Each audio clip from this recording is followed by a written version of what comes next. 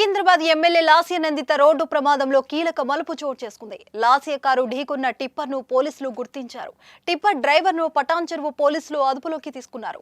ఫిబ్రవరి 23న Hyderabad ORR పై Lasya Nanditha road ప్రమాదానికి గురయ్యారు.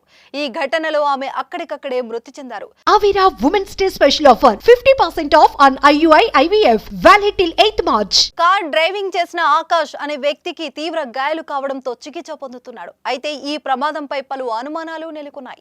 మొదట లాస్య నందిత ప్రయాణిస్తున్న కారు రోడ్డు పక్కన రైలింగ్ ను ఢీకొనడంతో ప్రమాదం జరిగిందని భావించారు.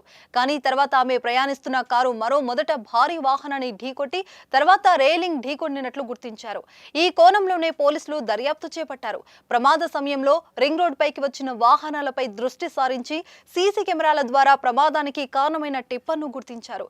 ప్రస్తుతం ఆ డ్రైవర్ ను అదుపులోకి తీసుకుని ప్రశ్నిస్తున్నారు పోలీసులు.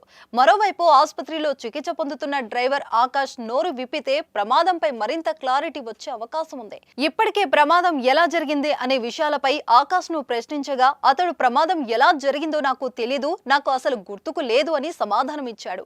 ఎన్నిసార్లు అడిగినా అదే విషయం చెబుతున్నట్లు తెలుస్తుంది.